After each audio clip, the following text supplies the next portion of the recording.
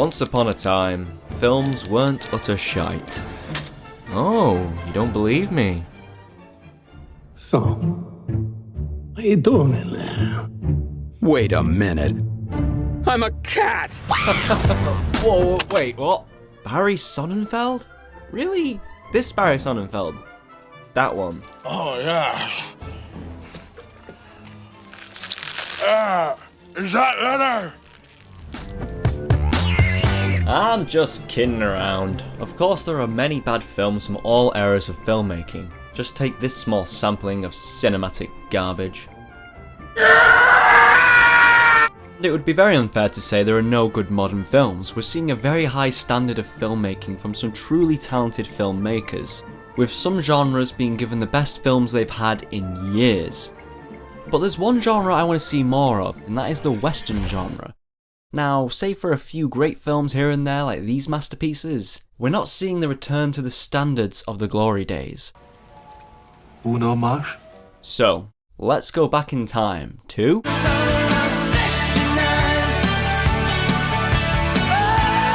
What a magical year for westerns this was. So many classics, the highest grossing film is a western, and the quality on display is just amazing.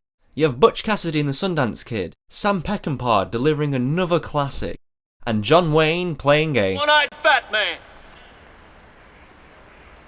Fill your hand, you son of a bitch! But there's one masterpiece that stands above the rest.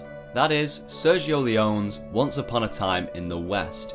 It is arguably the greatest western ever made. Where it's not my favourite western, I understand why it tops many people's lists as the quintessential spaghetti western. And I know a lot of you are saying it came out in '68, but that was only in Italy in late December. It came out in the US and Europe in '69, so shut your pie hole!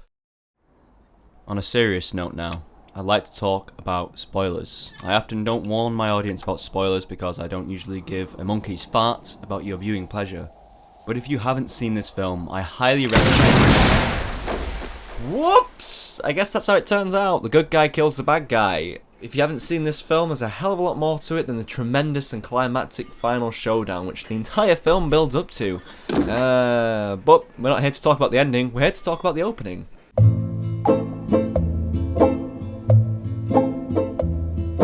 Once Upon a Time in the West has one of my all-time favourite openings to a film. It's perfect in my mind. So, let's run through what happens. This old fart is farting about when suddenly these three dudes show up and subtly menace the living daylights out of the old codger, lock him in a closet and send his native slave labour running. Next, the three amigos split up and cover the entire station. Beardy blonde dude plays with the horse trough, big black dude gets dripped on, and finally Frogman unhooks the telly and captures a pesky fly. Alrighty, game on, here comes the train. Preparations are made and formations are taken. After a fake out, it seems like nothing is going down. And then as the train begins to pull away, the trio turn towards their horses and suddenly...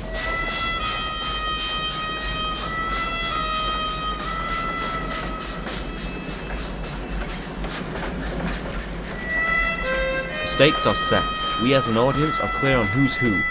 Colour-coded white knight hero, and three elderly abusing shitheels. Our hero says, "And Frank?" Which is a great first line for the hero to open up with. It has invited us into a larger backstory, creating intrigue.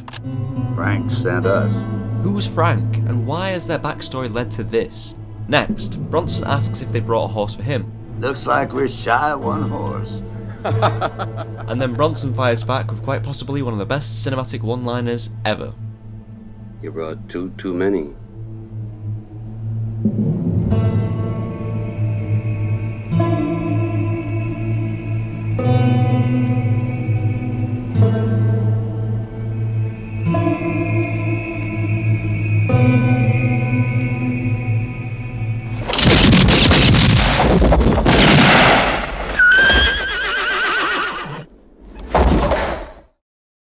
Whoa, Nelly!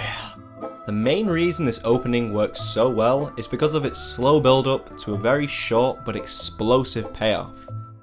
Now, by today's standards, 12 minutes 51 seconds for a build-up compared to 9 seconds of action is, I don't know, travesty, is boring. But this is one of the golden rules in most westerns. The action is often incredibly brutal and short-lived, and to make something so short have a greater impact, we need to dedicate time to its build-up, or else it ends up falling flat on its face. And that setup time is there to build suspense, so let's graph this thing out. Wonderful! We get a really nice variety of suspense throughout this entire opening.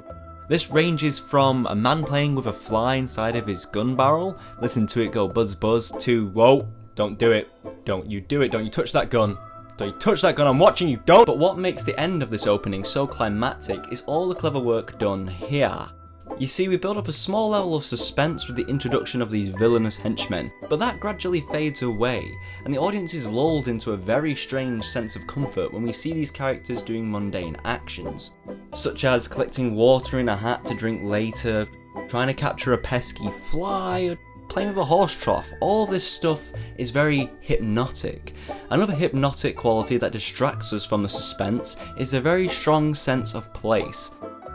You can almost feel that breezeless heat. The look to everything is very flat and brown, and the diegetic sound is doing this.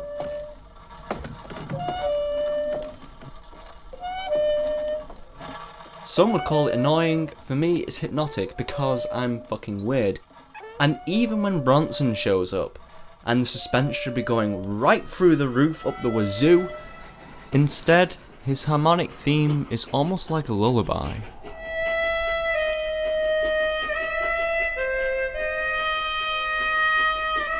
All of this stuff puts the audience to sleep. No, I mean, it puts you in a hypnotic state. All of the suspense is being dulled down. And this hypnotic state doesn't fully leave us until the music drastically changes in tone, and we know shit is about to go down. So what's the purpose of this epically lengthed setup dulling down the suspense? It's there so when everyone blows their loads, the climax is a lot more intense and enjoyable for everyone. That is great filmmaking, kids. Oh, Sergio Leone, well done, you fucking nailed it! Smashed it out of the park!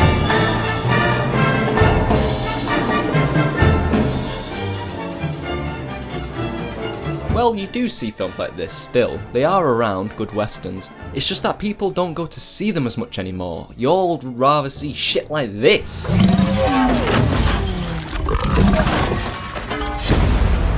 Mindless, nonsensical, gibberistic bullshit. That's what makes money. When was the last time we saw a truly masterful western break the box office? It's a damn shame. This opening is testament to the great filmmaking you can achieve in the western genre, and Sergio Leone set the bar very high for westerns. So what I want to see is more great filmmakers be given larger budgets and freedom to be able to make films that are on par with Sergio Leone's mastery. What could possibly go wrong? Hi-yo Silver!